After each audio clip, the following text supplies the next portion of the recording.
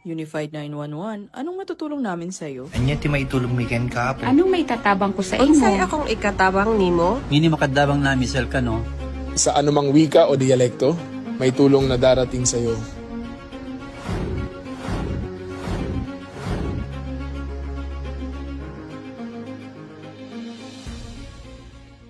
Lilingkod sa bawat Pilipino at magbibigay ng tamang impormasyon para sa tahimik at maayos na Pilipinas. Police News Network, alagad ng batas, tagapagtaguyod ng balitang pulis, sandigan ng mamamayan, patnubay ng katotohanan.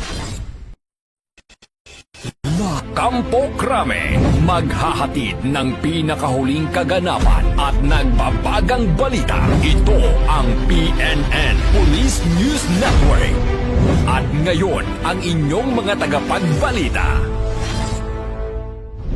Magandang araw, Bagong Pilipinas. Ako ang inyong tagapagbalita, tagataguyod ng Balitang Pulis, NUP Loreto Bonifacio Concepcion. At ako naman si Miss Leona Luisa Anderson, Mrs. Cosmo World 2026, maghahatid sa inyo ng tamang balita, kwento ng pulis at serbisyo para sa mamamayan at ito ang PNP News Online. Ang pangunahing balita ng Police News Network, tagataguyod ng Balitang Pulis.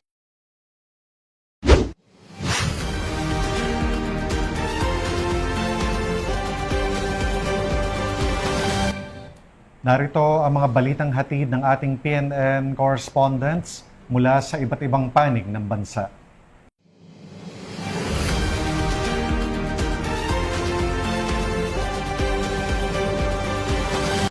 So dito po tayo ngayon sa Calao Avenue na kung saan nagsagawa ng kilos protesta ang ilan nating mga kababayan. Subalit, meron tayong ilang mga kababayan na naging marahas sapagkat ang barikada kanina lamang ay kanilang pilit na itinaob o tinumba. Subalit, hindi pa rin sila umubra sa mga kapulisang nakatalaga dito at nakabarikada din. Panoorin po natin.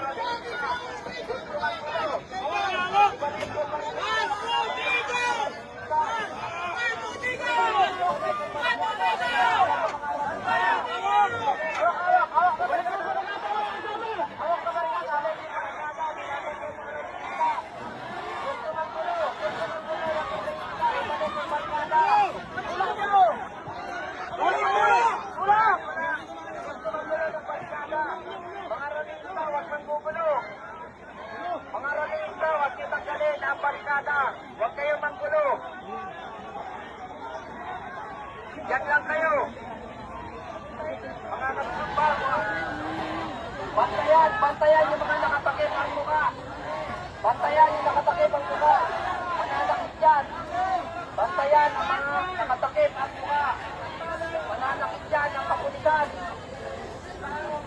Huwag niyo tanggalin ang barikada. Maraming salamat. Mga ralista, huwag tanggalin ang barikada.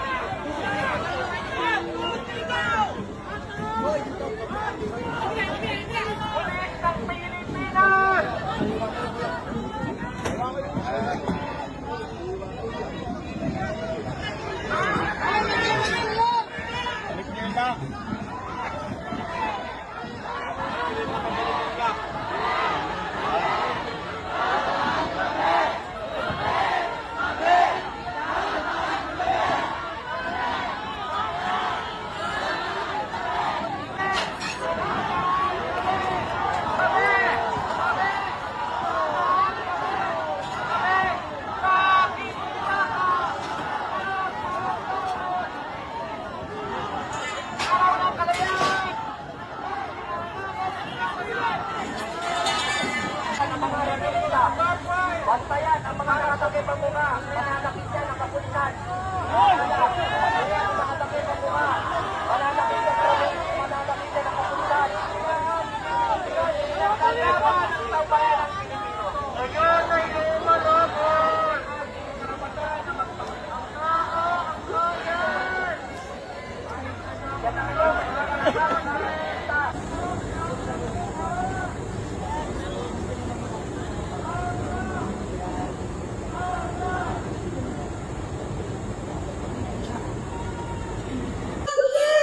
Ako pa ang inyong PNN News Correspondent, Police Chief Master Sergeant Mauricio Bonilla Ruiz, alagad ng batas, tagataguyod ng Balitang Pulis.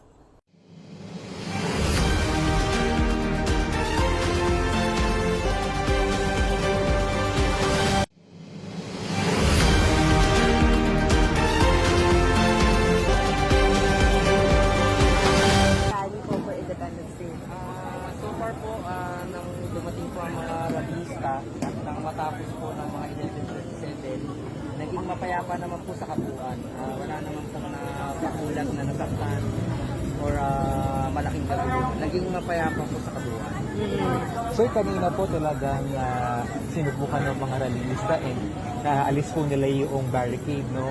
Ano po yung ating ipinatupad kanina? Ito po ba yung maximum tolerance? Go ahead, sir. Opo, lagi po naman na pinapairal po natin o ino-observe ang maximum tolerance. Nagulat lang po kami kanina umaga pagdating nila, sabay-sabay pong dumating, bigla na lang po nilang inatak yung ating pong inilagay na barricade. Pero sa kabutihang palad naman po, agapan naman po ng ating mga kapulisan at wala naman po nasaktan. Sir, sa Mendiola, may tunog na magpupunta sila ngayon. May information ba tayo? Kung pupunta naman po sila ay nakahanda naman po ang ating kapulisan. Meron po tayong mga pulis na nakabantay po sa Mendiola or sa CRP. Sir, to be very clear, gano'ng karaming police po ang dineploy ng NPD for Independence Day protests here in Metro Manila?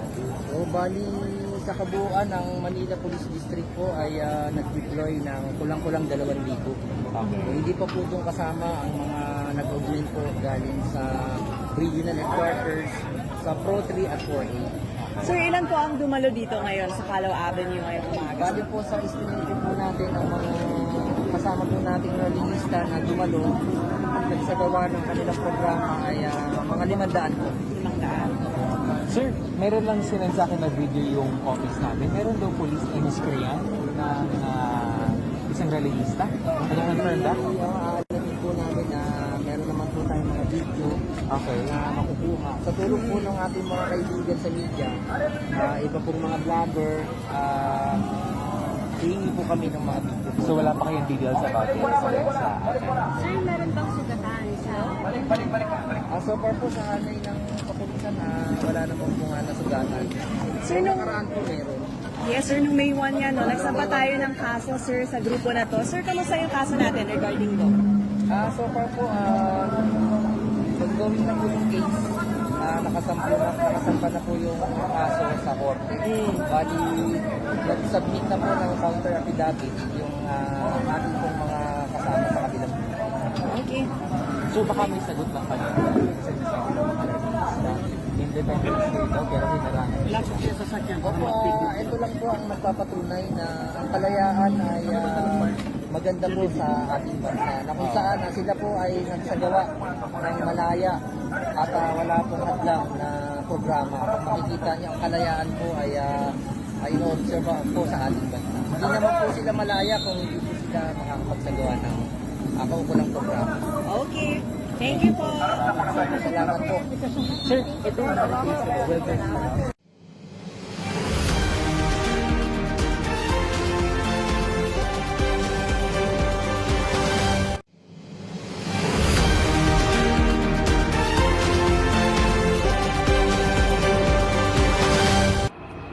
Isang Isang hinihinalang street-level individual ang naaresto sa kinasang buy-bust operation ng Ilocos Sur PNP sa barangay Namruangan, Cabugao, Ilocos Sur. Ang operasyon ay matagumpay na isinagawa ng pinagsanib na puwersa ng Ilocos Sur Provincial Drug Enforcement Unit, Cabugao Municipal Police Station at iba pang unit ng kapulisan. Nagresulta ang operasyon sa pagkakaaresto kay alias Tuper, 23 anyos, magsasaka at residente ng barangay Daklutan, Magsingal, Ilocos Sur. Nakumpiska mula sa sospek ang 2 heat-sealed transparent plastic sachet na may timbang na humigit kumulang 27.43 gramo ng hinihinalang shabu na may standard drug price na 186,524 pesos. Na-recover din ng mga operatiba ang isang tunay na 500 pisong buy-bust money, 5 piraso ng budol money na may halagang tigi 1,000 piso, isang puting maliit na sobre at pitaka. Isinagawa ang inventaryo at pagmamarka ng mga ebidensya sa mismong lugar ng operasyon sa harap ng sospek at mga mandatory witnesses alinsunod sa itinakdang batas. Dinala ang sospek kasama ang mga nakumpiskang ebidensya sa Cabugao Municipal Police Station para sa kaukulang dokumentasyon at pagsasampa ng mga kaukulang kaso. Ayon kay Provincial Director Police Colonel Augusto M. Asuncion, patuloy na paiigtingin ng Ilocos Sur Police Provincial Office ang kampanya laban sa illegal na droga upang maprotektahan ang mamamayan at mapanatili ang isang ligtas at mapayapang komunidad. Ito ang patunay na walang humpay na pagsisikap ng Ilocos Sur PNP sa pagsugpo sa illegal na droga at pagpapanatili ng kaayusan sa lalawigan. Mula dito sa Ilocos Region, ako ang inyong PNN correspondent, Patrolwoman Nikki Lyra Barbero, alagad ng batas, tagataguyod ng balitang pulis, bagong PNP para sa bagong Pilipinas. Serbisyong mabilis, tapat at nararamdaman.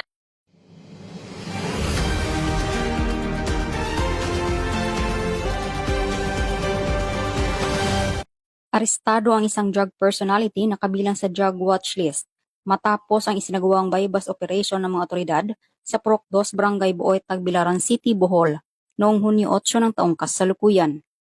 Kinilala ni Police Lieutenant Colonel Joey M. Bicoy, Chief of Police ng Tagbilaran City Police Station, ang sospek na si alias Bali, 31 anyos, na residente ng naturang lugar. Nakumpiska mula sa sospek ang 16.4 gramo ng hinihinalang shabu na nagkakahalaga ng 111,520 pesos, buy-bust money, isang motorsiklo at cellphone. Nahaharap ang sospek sa kasong paglabag sa Sections 5 at 11 ng RA 9165 o Comprehensive Dangerous Drugs Act of 2002. Ayon kay Police Colonel Patricio Sidigay Jr., Provincial Director ng BPPO, patunay na ang matagumpay na operasyon ay patuloy na pagsisikap ng kapulisan laban sa iligal na droga upang mapanatili ang kapayapaan at kaligtasan sa lalawigan ng Bohol sa ilalim ng bagong PNP para sa bagong Pilipinas. Serbisyong mabilis, tapat at nararamdaman. Mula dito sa Central Visayas, ako ay inyong Police News Network Correspondent, Patrolwoman Torami Asares, alagad ng batas, tagataguyod ng balitang pulis.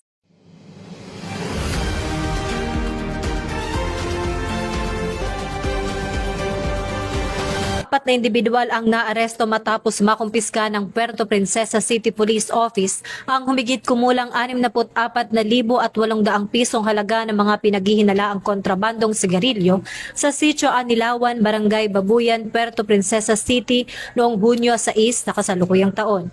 Isinagawa ang operasyon ng mga tauhan ng Police Station 5 at Bureau of Customs matapos makatanggap ng impormasyon hinggil sa umano'y pagpasok ng mga iligal na sigarilyo sa lungsod. Batay sa natanggap na ulat, agad na nagsagawa ng interdiksyon ang mga operatiba at naharang ang isang pulang Toyota Wigo na nagmula umano sa El Nido, Palawan at patungo sa Puerto Princesa City. Sa isinagawang inspeksyon ng mga pulis at tauhan ng Bureau of Customs, natuklasan sa loob ng sasakyan ang 2 selyadong kahon na naglalaman ng 100 pakete ng sigarilyong Berlin, isang selyadong kahon na may 39 na pakete ng parehong brand at 5 pakete ng Fort Menthol cigarettes. Tinatayang umaabot sa halagang 64,800 pesos ang kabuuang halaga ng mga nakumpiskang kontrabando. Kasalukuyang nang nasa kustudiya ng mga otoridad ang mga nakumpiskang sigarilyo habang inihahanda ang kasong paglabag sa Republic Act 10863 o Customs Modernization and Tariff Act laban sa mga sospek. Mula rito sa Campo Crame, ako si Patrol Woman Sari Bernales. Nagbabalita para sa Police News Network. Bagong PNP para sa Bagong Pilipinas. Serbisyong mabilis, tapat at nararamdaman.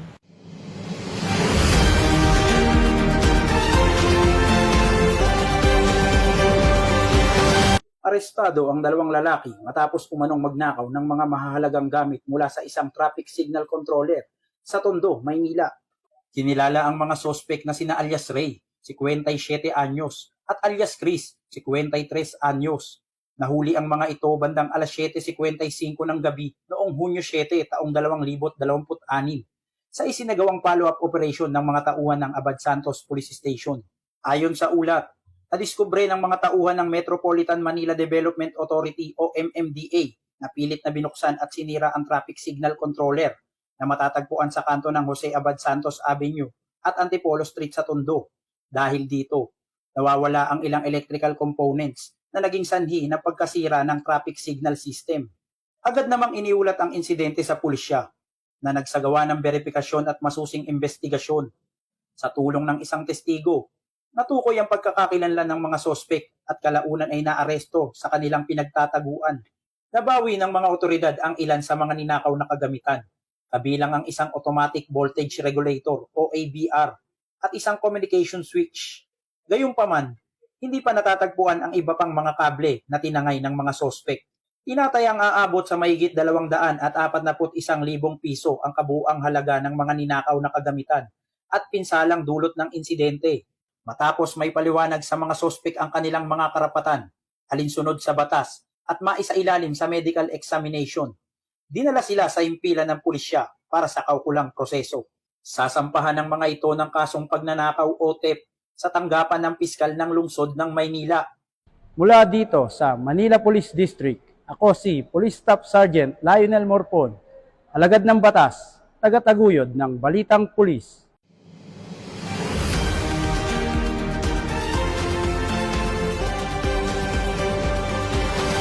Kasabay ng paggunita ngayong 12 ng Hunyo sa 128 anibersaryo ng proklamasyon ng kalayaan ng Pilipinas.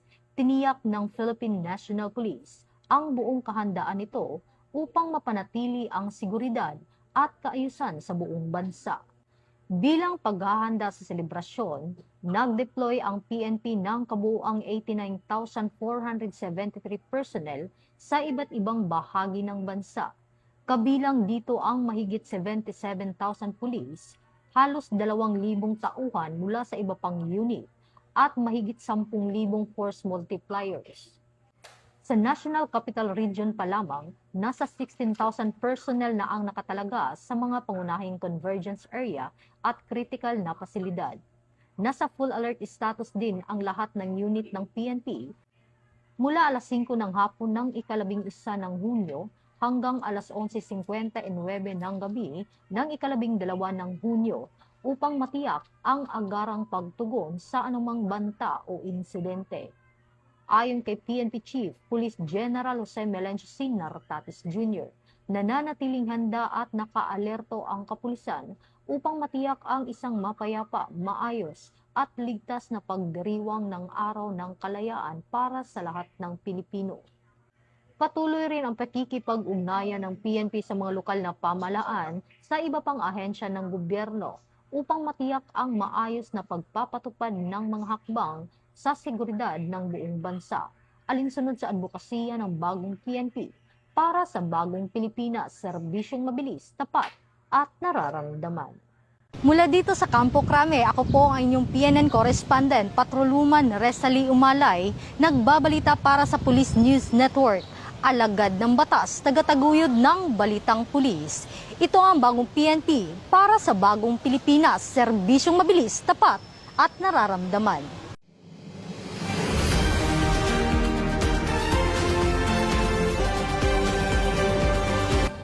At yan ang mga balitang nakalap ng ating PNN correspondents mula Luzon, Visayas at Mindanao. At bago po tayo magtapos, nais ko pong muli magpasalamat sa lahat ng masusugid na manonood ng Police News Network ngayong araw na ito ng linggo.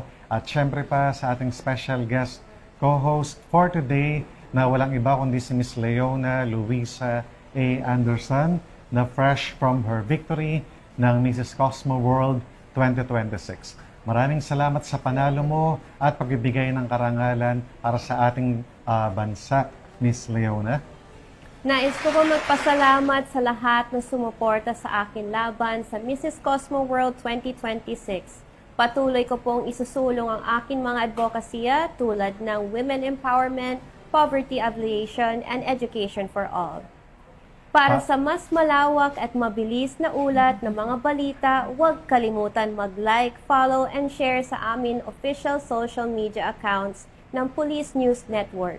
Tutok lang sa amin YouTube channel para sa mga live stream at replays. At i-follow kami sa Twitter account para sa mga real-time updates at Facebook account ng Police News Network. Manatiling mapagmatsyag at laging alam ang totoo. Sa ngalan ng pamunuan ng Philippine National Police, sa pangunguna ni Chief PNP, Police General Jose Melencio Nartates Jr. at sa pamumuno ni President Ferdinand Bongbong Marcos Jr., kami ay maglilingkod sa bawat Pilipino at magbibigay ng tama at balanseng balita. Bago po tayo magtapos, muling nagpapaalala ang pambansang pulisya kaugnay sa nalalapit na parliamentary election sa Bangsamoro Autonomous Region in Muslim Mindanao. Pinapaalalahanan ng Philippine National Police ang publiko na manatiling mapanuri at maging mapagmatsyag laban sa paglaganap ng fake news, misinformation at disinformation sa iba't ibang online platforms. Labanan ang fake news na sa BARM, ugalian mag-fact check at magbahagi lamang ng tama at beripikado at mapagkatiwalaan impormasyon upang mapanatili ang kapayapaan, kaayusan at pagkakaisa sa komunidad. Mula rito sa tanggapan ng tagapag-ugnay ng Pambansang Pulisya, ako po ang inyong tagapag-ugnay, tagataguyod ng Balitang Pulis, NUP Loreto Bonifacio Concepcion. Ako naman po si Miss Leona Luisa A. Anderson, Mrs. Cosmo World 2026 Grand Winner. Maghahatid ng tamang balita, kwento ng pulis at serbisyo para sa mamamayan. At ito ang PNP News Online. Ang pangunahing balita ng Police News Network. At ito ang bagong PNP para sa bagong Pilipinas, serbisyong mabilis, tapat at nararamdaman.